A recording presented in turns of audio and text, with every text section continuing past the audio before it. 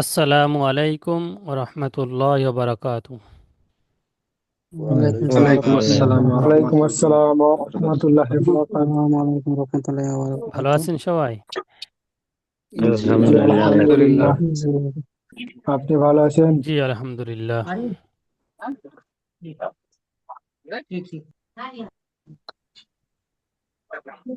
বিসমিল্লাহির রহমানির রহিম। নাহমাদুহু ওয়া নুসাল্লি আলা রাসূলিহিল কারীম, আম্মা বাদ।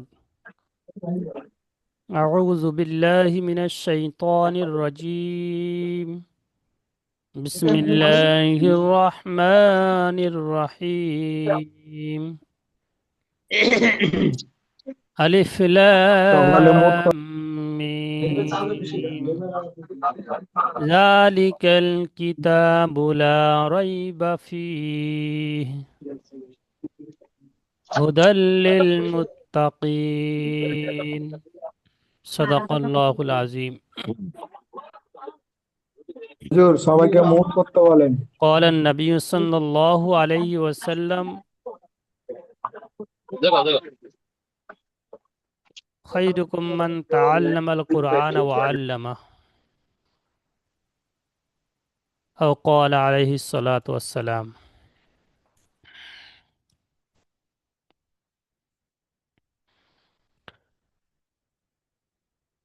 সমস্ত তারিফ, সমস্ত গুণগান সেই মহান আল্লাহ সুবহানাহু ওয়া তাআলার জন্য, যিনি আমাদেরকে ভালোবেসে তানার যে মহান গ্রন্থ আল কোরআন, সেই কোরআন শেখা এবং শেখানোর কাজে নিয়োজিত করেছেন। সেই জন্য শুকরিয়া শরীফ বলি আলহামদুলিল্লাহ। আলহামদুলিল্লাহ।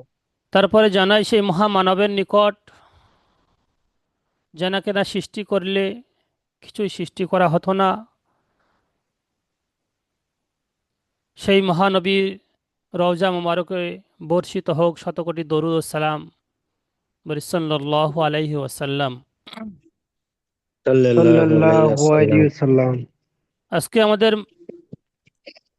জুম্মার দিন তাফসীরের ক্লাস। আল্লাহ রাব্বুল আলামিন আমাদেরকে যে কোরআন দান করেছেন, সেই কোরআনে আল্লাহ সুবহানাহু ওয়া তাআলা আমাদের কাছে কি চাচ্ছেন এবং সেই কোরআনের মধ্যে প্রত্যেকটি আয়াত থেকে আমরা কি শিখব এবং আল্লাহ সুবহানাহু ওয়া তাআলা আমাদেরকে কি উপদেশ দিচ্ছেন এবং আমাদের কি করণীয়, সেই সঙ্গে কেমনভাবে আমরা কোরআনের উপর আমল করতে পারব, সেই সম্বন্ধে কিছু আলোচনা। সর্বপ্রথম আমি আপনাদের সম্মুখে যে কোরআনের আয়াতটুকু তেলাওয়াত করেছি, কোরআনের সর্বপ্রথম বিসমিল্লাহির রহমানির রহিম, আলিফ লাম মিম, যালিকাল কিতাবু লা রাইবা ফীহি। এই আয়াতের মধ্যে আল্লাহ সুবহানাহু ওয়া তাআলা আমাদেরকে জানিয়ে দিচ্ছেন যে দুনিয়াতে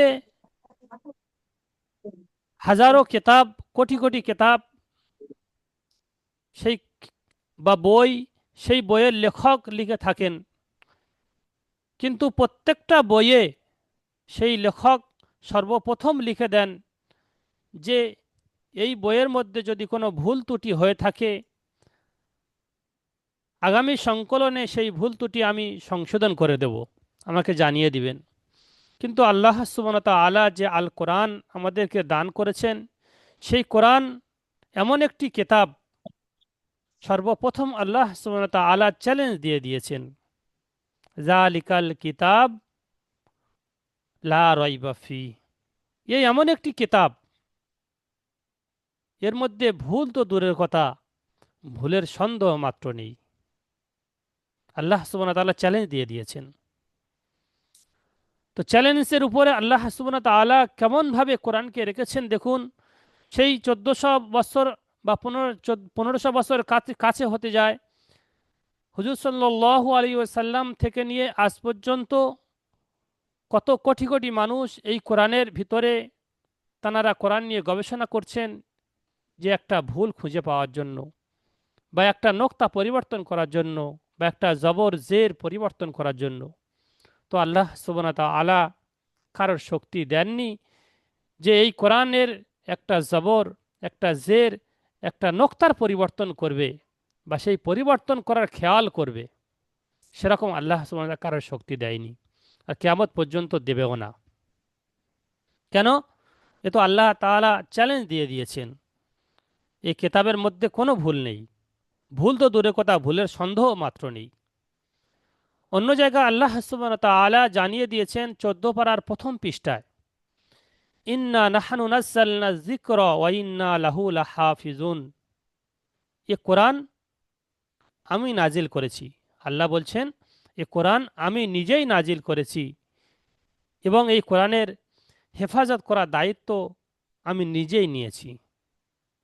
সেই জন্য তো আজ পর্যন্ত কারোর শক্তি হয়নি যের মধ্যে সামান্য পরিমাণ পরিবর্তন করার। যদি আল্লাহ সুবহানাহু ওয়া তাআলা এই দায়িত্ব নিজেই না নিতেন, তো দেখুন ছোট 10 বছরের বাচ্চা, 10 বছরের শিশু, 11 বছরের শিশু, তারা ভালো করে কথা বলতে পারে না মানুষের সঙ্গে, কিন্তু তাদের দিলে আলহামদুলিল্লাহ সূরা থেকে শুরু করে, বিসমিল্লাহ থেকে শুরু করে সূরা নাস পর্যন্ত এমনভাবে আল্লাহ সুবহানাহু ওয়া তাআলা তাদের দিলের মধ্যে সংরক্ষিত করে রেখেছেন, একটা জবর, একটা জের, একটা নোক্তার পরিবর্তনও তারা করেনি, এমনভাবে মুখস্থ করে রেখেছেন। আল্লাহ তাআলা তাদের সিনার মধ্যে, ছোট ছোট বাচ্চা ভালো করে কথা বলতে পারে না, কিন্তু তাদের দিলের মধ্যে এই কোরআনকে এমনভাবে সাজিয়ে রেখেছে, সুন্দর ফুলের মতো যেমন কোরআন আছে ঠিক তদ্রূপ কোরআন তাদের সিনার মধ্যে আল্লাহ সুবহানাহু ওয়া তাআলা রেখে দিয়েছেন। কোটি কোটি আসসালামু আলাইকুম। হাফেজে কোরআন আপনি দেখলে পাবেন যে তারা সকাল শুরু থেকেই বিসমিল্লাহ থেকে শুরু করবে, আর এক জায়গায় বসে পুরো কোরআন নাস পর্যন্ত শেষ পর্যন্ত পৌঁছে দেবে, একটু লে হসপিটালে হসপিটালে পর্যন্ত যাবে না। সেরকম কোটি কোটি হাফেজ আমাদের সম্মুখে রয়েছে, এবং আমরা মাদ্রাসায় দেখতে পাবো ছোট ছোট কোরআনের পাখিরা কেমন করে তারা কোরআনের প্রতি মেহনত করছেন, কোরআনের প্রতি তাদের কতটা ভরসা, যে কোরআনের ভিতরে সামান্য আল্লাহ এমন মধু রেখে দিয়েছেন যে যে সূরা 1400 বছর আগে আলহামদুলিল্লাহ রব্বিল আলামিন আর রহমান রহিম যে সূরা তানারা পড়েছিলেন, আজও পর্যন্ত আমরাও পড়ছি, কত শতবার, কত লাখো লাখো বার পড়েছি। কারণ মনে কিন্তু এতটুকু মানে ক- কারণ মনে কিন্তু এতটুকু কথা আসেনি যে এই কোরআনটা আলহামদুলিল্লাহ সূরা তো এতবার পড়েছি আর পড়তে ভালো লাগে না, এরকম কারের মনে জাগে না। মনে আসা তো দূরের কথা, কারের মনে এরকম চিন্তা ভাবনাই আসে না। কেন? এ কোরআন, আল্লাহ কোরআনের মধ্যে এমন মজিজা রেখেছেন, এমন মধু রেখেছেন, বড় বড় কাফেররাও এই কোরআন শুনতে প্রতিযোগিতা করতেন। আবু জেহেল, ওবাই বিন খলব, তারা কোরআনের দুশমন ছিল, কিন্তু কোরআনের শোনার তাদের একটা জজবা ছিল, তারা চুরি করে কোরআন শুনতে যেত। হুজুর সাল্লাল্লাহু আলাইহি ওয়াসাল্লাম যখন কোরআন শরীফ তেলাওয়াত করতেন রাত্রে, তো ওই বড় বড় কাফেররা তারা কোরআন শোনার জন্য চুরি করে মসজিদের পাশে গিয়ে খাড়া হয়ে যেত, যে হুজুর সাল্লাল্লাহু আলাইহি ওয়াসাল্লামের মুখে কোরআনের বাণী শুনবে। কিন্তু এই কোরআনের মধ্যে এত মধুর আল্লাহ সুবহানাহু ওয়া তাআলা দিয়েছেন, সেই কোরআন শেখার কাজে আমরা নিয়োজিত হয়েছি। আল্লাহ তাআলা আমাদের কতই না ভালোবাসে, দুনিয়ার মধ্যে সবচেয়ে মূল্যবান জিনিস অর্জন করতে আমরা চলেছি, এর মধ্যে আমরা অবহেলা করব না যে আল্লাহ সুবহানাহু ওয়া তাআলা এটা আমাদের উপরে কত শত শতবার নেক নজর করেছেন, যার জন্য করে আমরা এই রাস্তাকে বেছে নিতে পেরেছি। আমরা নিজের ইচ্ছা আসতে পারিনি, আল্লাহ আমাদেরকে নেক নজর করেছেন, আল্লাহ আমাদেরকে ভালোবেসেছেন, সেই জন্য আমাদেরকে আল্লাহ এই রাস্তা আনিয়েছেন। আমরা ইচ্ছা করে আসতে পারিনি কেউ, আল্লাহ আমাদেরকে ভালোবাসেন, সেই জন্য আমাদেরকে নিয়ে এসছেন। তো সেই কোরআন আজ আমরা শিখছি এবং শেখার পথে আমরা মেহনত করছি, চেষ্টা করছি। আল্লাহর কাছে দোয়া চাইবো যে আল্লাহ তাআলা মরণ পর্যন্ত যেন এই কোরআনকে আঁকড়ে ধরে আপনার ডাকে সাড়া দিতে পারি। এটাই আল্লাহর কাছে আমাদের ফরিয়াদ এবং আল্লাহর কাছে এটাই দোয়া। আল্লাহ যেন আমাদের প্রত্যেকের দোয়া কবুল করে নেন। এবং এই কোরআন শুধু আমরা শিখছি না, তার সাথে সাথে আমরা আমাদের দারুন নাইম সিদ্দিকা একাডেমি একটি সুযোগ করে রেখেছে এবং একটা সিস্টেম করে রেখেছে যে প্রতি জুমার দিন ইনশাআল্লাহ কোরআনের তফসির হবে এবং দোয়ারও ক্লাস হবে এবং নামাজের মধ্যে জরুরি মাসলা মাসাইল যেগুলো প্রয়োজন একান্ত, সেগুলো ইনশাআল্লাহ আস্তে আস্তে আমাদের ধাপে ধাপে সামনে আসবে। তো আমরা ইনশাআল্লাহ পাবন্দির সঙ্গে ক্লাস করব এবং সেগুলো আমরা ফলো করার চেষ্টা করব। তো সর্বপ্রথম আমি আসি এই কোরআনের যে সূরা, সর্বপ্রথম সূরা আলহামদুলিল্লাহ রব্বিল আলামিন, সূরা ফাতিহা। এই সূরা বলা হয়েছে কোরআনের মা বলা হয়েছে। সর্বপ্রথম কোরআন নাজিল হওয়ার পরে সর্বপ্রথম পুরা সূরা হুম, নাজিল হয়েছিল এই আলহামদুলিল্লাহ রব্বিল আলামিন, এই সূরাটা। এই সূরার মধ্যে আল্লাহ সুবহানাহু ওয়া তাআলা আমাদেরকে কি শেখাচ্ছেন, যখন কোনো বান্দার হুম, কাছে আল্লাহর কোনো আল্লাহর কাছে যখন কোনো বান্দা দাঁড়িয়ে যায়, দাঁড়িয়ে আল্লাহর প্রশংসা করা হয়, তখন আল্লাহ অবশ্যই সেই বান্দার আশা পূরণ করেন। তো সেটাই কেমনভাবে আল্লাহর কাছে চাইবো, কেমনভাবে আল্লাহর কাছে চাইলে আল্লাহ কবুল করবেন, সেই জিনিসগুলো আল্লাহ সুবহানাহু ওয়া তাআলা আমাদের সর্বপ্রথম শিখিয়ে দিচ্ছেন। কি বলছেন? বিসমিল্লাহির হুম, রহমানির রহিম, অনন্ত করুণাময় পরম দয়ালু সেই আল্লাহর নামে আমি শুরু করছি। অনন্ত করুণাময় পরম দয়ালু আল্লাহর নামে শুরু করছি। বিসমিল্লাহির রহমানির রহিম এর মানে অনন্ত হুম, করুণাময় পরম দয়ালু আল্লাহর নামে শুরু করছি। তারপরে আসছে আলহামদুলিল্লাহ রব্বিল আলামিন, সমস্ত প্রশংসা সেই আল্লাহ রব্বুল আলামিনের জন্য। আলহামদুলিল্লাহ মানে সমস্ত প্রশংসা সেই মহান আল্লাহ সুবহানাহু ওয়া তাআলার জন্য।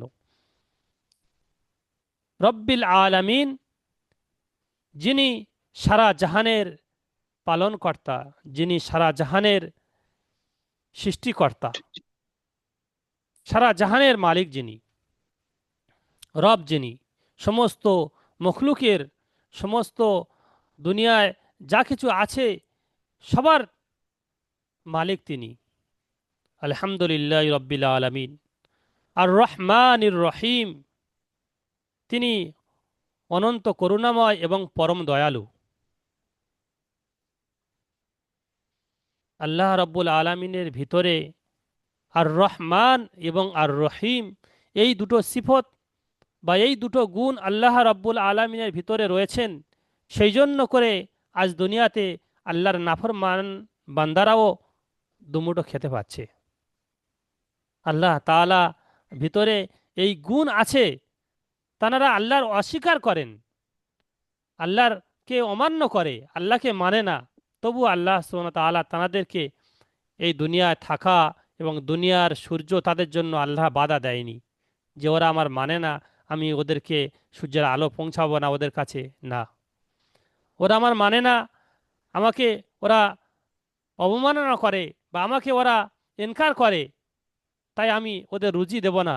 কিন্তু আল্লাহ তাআলা ওটা করেননি। কেন? আল্লাহর ভিতরে ওই সিফত রয়েছে, ওই গুণ রয়েছে। কি গুণ? আর রহমানির রহিম, এই গুণ আল্লাহর ভিতরে রয়েছে। সেই জন্যই আমরা এত আল্লাহর অবমাননা করছি বা আল্লাহর আইন অমান্য করছি, তা সত্ত্বেও আল্লাহ রাব্বুল আলামিন এখন পর্যন্ত আমাদের দুনিয়াতে বাঁচিয়ে রেখেছেন। দুবেলা দুমুঠো খাওয়ার, দুবেলা দুমুঠো খেয়ে জীবনযাপন করার আল্লাহ তৌফিক দিয়েছে। প্রতি পদক্ষেপে আমরা যদি চিন্তা ভাবনা করি যে আল্লাহর কত হুকুম আমরা অমান্য করছি, আল্লাহর কতটা আমাদের দ্বারায়, হাতের দ্বারা, পায়ের দ্বারা, জবানের দ্বারায় কতটা গুনাহ হয়ে যাচ্ছে, কথা বললেই গুনাহ হয়ে যাচ্ছে। আল্লাহর হুকুম মানছি না, নবীর তরিকা আমাদের মধ্যে আসছে না, এগুলো আল্লাহর। তবুও আল্লাহ সুবহানাহু ওয়া তাআলা আমাদেরকে মাফ করে দিয়েছেন। কেন? কোরআন শরীফের মধ্যে অপর জায়গায় এসছে, উদউনি আস্তাজিব লাকুম, তোমরা আমার কাছে চাও, আমি তোমার দোয়া কবুল করব। আমরা তো আল্লাহর কাছে চাইতে ভুলে গিয়েছি। হাদিসের মধ্যে এসছে, যদি কারের সামান্য থেকে সামান্য জিনিসের প্রয়োজন হয়, যদিও একটা জুতোর ফিতার প্রয়োজন হয়, হাদিসে এসছে যদি একটা জুতোর ফিতার প্রয়োজন হয় তবুও তুমি আল্লাহর কাছ থেকে চেয়ে নাও। কেন? আমি ভাত রান্না করছি, ভাত গালে তুলেছি, সেই ভাতটা যে আমার পেটের ভিতরে যাবে, আমি যে ঢোক মারতে পারবো তার কোনো নিশ্চয়তা নেই। সেই রুজিটা আমার ভিতরে যে যাবে, আমি যে হজম করে নিতে গিলে তো নিয়েছি, কিন্তু যে সেইটা যে আমি হজম করে ফেলবো সেটাও কোনো নিশ্চয়তা নেই, সেটা আবার বেরিয়ে চলে আসতে পারে। আল্লাহ পারেন। আল্লাহর ইশারা ছাড়া দুনিয়ার একটা পাতাও নড়ে না, একটা এক সেকেন্ড কোনো কিছু আল্লাহর হুকুম ছাড়া চলে না। প্রত্যেকটা জিনিস আল্লাহর হুকুমের উপর নির্ভর। তো সেই আল্লাহ রব্বুল আলমিনের প্রশংসা হলো এবং আল্লাহর গুণ দিয়ে আমরা আলহামদুলিল্লাহ রব্বিল আলমিন দেখে শুরু করলাম।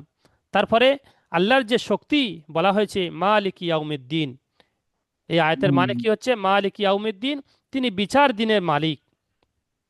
কাল কিয়ামতের ময়দানে প্রত্যেকটা মানুষ, তাদের 5টা সওয়াল করা হবে, 5টা প্রশ্ন করা হবে।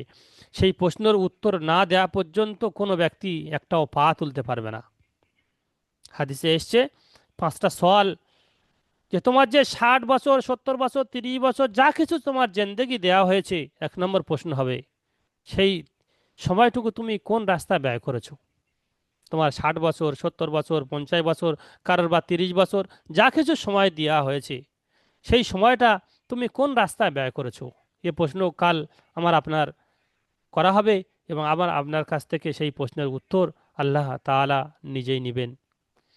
দ্বিতীয় প্রশ্ন হবে, তোমার যে যৌবন দেওয়া হয়েছিল, তোমার যে জওয়ানি দেওয়া হয়েছিল, সেই জওয়ানিটা তুমি কোন রাস্তায় ব্যয় করেছো? হালাল রাস্তায় ব্যয় করেছো না হারাম রাস্তায় ব্যয় করেছো? তুমি কতটুকু তোমার যৌবনের হেফাজত করেছো, সেগুলো সম্বন্ধে আল্লাহ সুবহানাহু ওয়া তাআলা কাল জিজ্ঞাসা করবেন কিয়ামতের দিন। 3 নম্বর প্রশ্ন হবে, তুমি যে মাল কামিয়েছো, যে টাকা পয়সা রোজগার করেছো, যে পয়সা ধন দৌলত একত্রিত করেছো, এটা কোন রাস্তায় করেছো? কোনো হালাল রাস্তায় করেছো না হারাম রাস্তায় করেছো? আল্লাহর হুকুম মতো, আল্লাহর হুকুম যে রাস্তায় রয়েছে সেই রাস্তায় করেছো, হুজুর সাল্লাল্লাহু আলাইহি ওয়াসাল্লামের তরিকা মতো সেই রাস্তায় করেছো, না নাহক রাস্তায় টাকা পয়সা অর্জন করেছো, ইনকাম করেছো? এ দুটো আমাকে আপনাকে প্রশ্ন করা হবে। 4 নম্বর প্রশ্ন হবে, তুমি এই যে পয়সা কামিয়েছো, এই যে পয়সা ধন দৌলত জমা করেছো, এটা কোন রাস্তায় ব্যয় করেছো? এটাও আপনাকে প্রশ্ন করা হবে, আমার আপনাকে জবাব দিতে হবে, উত্তর দিতে হবে। এবং শেষ প্রশ্ন, 5 নম্বর প্রশ্ন, যে তুমি যতটুকু ইলম শিখেছো, যতটুকু কোরআন হাদিস শিখেছো, যতটুকু শুনে শিখেছো, সে তার প্রতি কতটুকু আমল করেছো। সে চাই তুমি কোনো মাদ্রাসায় গিয়ে শেখো, কোনো ওয়াজের মাধ্যমে শেখো, কোনো বয়ানের মাধ্যমে শেখো, তোমার পিতামাতার কাছ থেকে শেখো বা ইমাম সাহেবের কাছ থেকে শেখো, যার কাছ থেকে শিখেছো তার প্রতি কতটুকু আমল করেছো। সেই 5টা প্রশ্নের উত্তর যতক্ষণ না দেবে ততক্ষণ না কোনো বান্দা একটাও পা তুলতে পারবে না কাল কিয়ামতের ময়দানে, কঠিন হাসরের ময়দানে। কাল আল্লাহ সুবহানাহু ওয়া তাআলা এইরকম 5টা প্রশ্ন আমাদেরকে, প্রত্যেকের 5টা প্রশ্নের সম্মুখীন হতে হবে। তাই আল্লাহর কাছ থেকে দোয়া চাওয়া যে হে আল্লাহ, আমাদেরকে ওই সমস্ত কঠিন দিন থেকে আমাদের প্রত্যেককে হেফাজত করো। তো সেই মালিক ইয়াউমিদ্দিন বলা হয়েছে, সেই বিচার দিনের মালিক আল্লাহ সুবহানাহু ওয়া তাআলা হবে। আরেকটা খুশখবরি যেটা বলা হয়েছে, যদি কোনো ব্যক্তি জওয়ানি অবস্থায় যদি আল্লাহর দিনের রাস্তায় আল্লাহর হুকুমের প্রতি ব্যয় করে, তো কাল কিয়ামতের ময়দানে আল্লাহ যে আরশের ছায়ার নিচে সেই স্থান পাবে। তো আমাদের এই সময় আল্লাহর হুকুমের প্রতি আমাদের জীবনটাকে অতিবাহিত করে দিই এবং আমাদের এই জীবনকে হুজুর সাল্লাল্লাহু আলাইহি ওয়াসাল্লামের হাদিসের প্রতি এবং হুজুর সাল্লাল্লাহু আলাইহি ওয়াসাল্লামের নবীর তরিকার উপরে আমাদের জীবনকে চালিয়ে দিই। তো ইনশাআল্লাহ কাল কিয়ামতের দিন আল্লাহ সুবহানাহু ওয়া তাআলা আমাদেরকে সেই আরশের ছায়া দান করবেন। তারপরের আয়াতে আসছে, ইয়াকা না'বুদু, আমরা আপনারই ইবাদত করি। ইয়াকা না'বুদু এর মানে হচ্ছে আমরা আপনারই ইবাদত করি। ওয়া ইয়াকা নাস্তাঈন, ওয়া ইয়াকা নাস্তাঈন এবং আপনারই কাছে সাহায্য চাই। এই সূরার মধ্যে প্রথমে আল্লাহর প্রশংসা হলো এবং তারপরে যে আল্লাহর কাছেই যে আমরা যা কিছু ইবাদত করছি, এই নামাজ পড়ছি, রোজা করছি, বা এই কিছু দান খয়রাত করছি, বা যা কিছু কোরআন শরীফ তেলাওয়াত করছি, যা কিছু করছি, ইয়াকা না'বুদু শুধু আপনারই ইবাদত করছি। আল্লাহর কাছেই বলা হচ্ছে যে আপনার কাছেই আপনার ইবাদত করছি। যে নামাজের মাধ্যমে যখন পড়া হয় ইয়াকা না'বুদু ওয়া ইয়াকা নাস্তাঈন, আমরা আপনারই ইবাদত করছি এবং আপনারই কাছে সাহায্য চাচ্ছি। সাহায্য আল্লাহর কাছে ছাড়া অন্য কারোর কাছে সাহায্য চাইলে পাবো কোথায়? আল্লাহর কাছে একবার ছাড়া 10বার চাইলে আল্লাহ খুশি হন, কিন্তু কোনো দুনিয়ার কোনো বান্দার কাছে যদি একবার ছাড়া দুবার চাওয়া হয় সে বিরক্তি বোধ করে। সেজন্য আল্লাহ কোরআনের মধ্যে বলে দিয়েছেন উদউনি আস্তাজিব লাকুম, তোমরা আমার কাছে চাও, আমি খুশি হয়ে তোমাকে দিব। তুমি যদি আমার কাছে এক হাত আসো, আমার দিকে এক হাত ধাবিত হও, আমি তোমার দিকে দুহাত ধাবিত হব। কোনো বান্দা যদি কোনো বান্দার উপকারের জন্য ঘর থেকে বের হয়, বলা হয়েছে তার পিছনে সমস্ত গুনাহ মাফ হয়ে যায়। তারপরে দোয়া হয়েছে ইহদিনাস সিরাতাল মুস্তাকিম।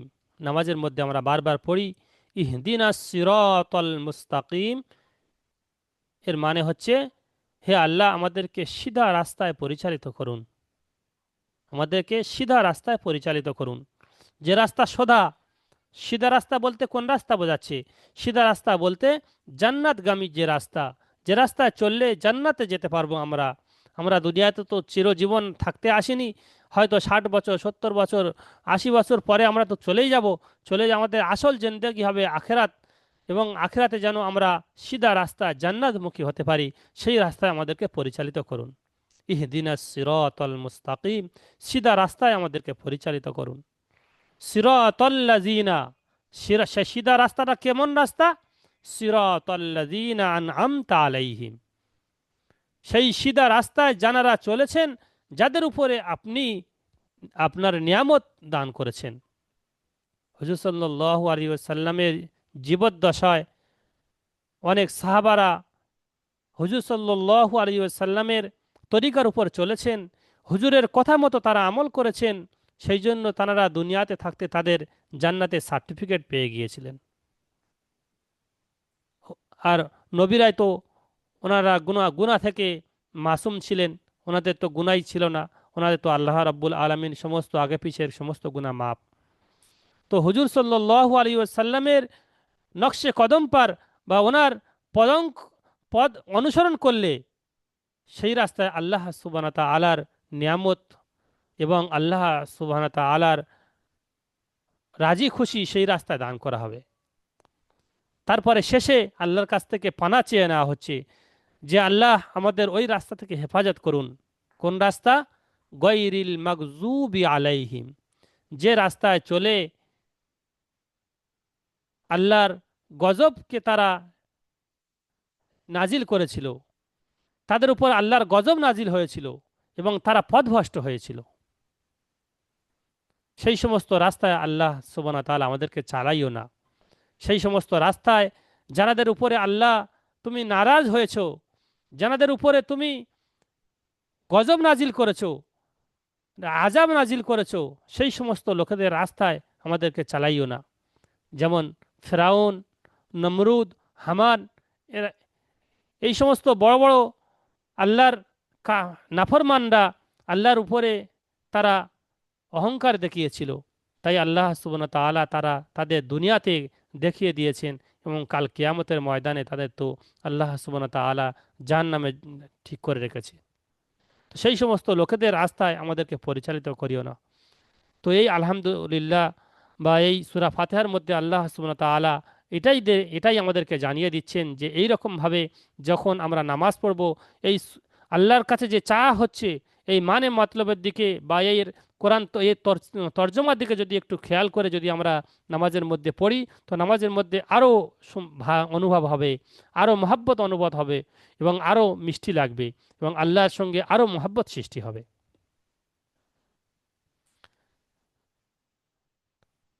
তো এখানে আল্লাহ সুবহানাহু ওয়া তাআলা এই আলহামদুলিল্লাহ রাব্বিল আলামিন এই সূরার মধ্যে, সূরা ফাতিহার মধ্যে আমাদেরকে এটাই জানিয়ে দিচ্ছেন। এবং আগামীতে আরও কোরআনের তফসির আসবে সূরা ফালাক থেকে নিয়ে। সূরা ফালাকের মধ্যে আল্লাহ সুবহানাহু ওয়া তাআলা আমাদের কি বলছেন, পরস্পর পরস্পর প্রত্যেকটা সূরা আমাদের সামনে আসবে। তারা সেই সূরার তর্জমা এবং সেই সূরার মানে বা সেই সূরার মাধ্যমে আল্লাহ সুবহানাহু ওয়া তাআলা আমাদের কাছে কি চাচ্ছেন এবং আমাদেরকে কি উপদেশ দিচ্ছেন, সেই সমস্ত জিনিসগুলো যদি অনুসরণ করি, ইনশাআল্লাহ আমরা দুনিয়াতে কামিয়াবি হব এবং আখিরাতেও কামিয়াবি হতে পারবো। দুনিয়াতে হুজুর সাল্লাল্লাহু আলাইহি ওয়াসাল্লামের জীবনযাপন করেছেন, ব্যবসা বাণিজ্য করেছেন, স্বামী স্ত্রীর মধ্যে সংসার ধর্ম করেছেন, সব কিছু করেছেন। তানারা কেমনভাবে করেছেন, সেই পথ অনুসরণ যদি আমরা করতে পারি, তো দুনিয়াতে কামিয়াবি হব এবং আখিরাতেও কামিয়াবি হব।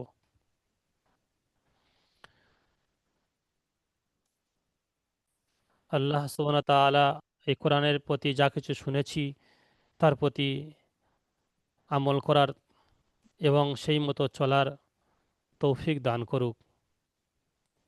এই বলে আজকের ক্লাস এই পর্যন্ত শেষ করছি। আসসালামু আলাইকুম রহমতুল্লাহি ওয়া বারাকাতুহু। ওয়ালাইকুম আসসালাম ওয়ালাইকুম আসসালাম ওয়া রাহমাতুল্লাহি ওয়া বারাকাতুহু। ওয়া বারাকাতুহু। হুজুর বলছিলাম এই ক্লাসটা চালু হচ্ছে তো ভালোই জি। হয়েছে।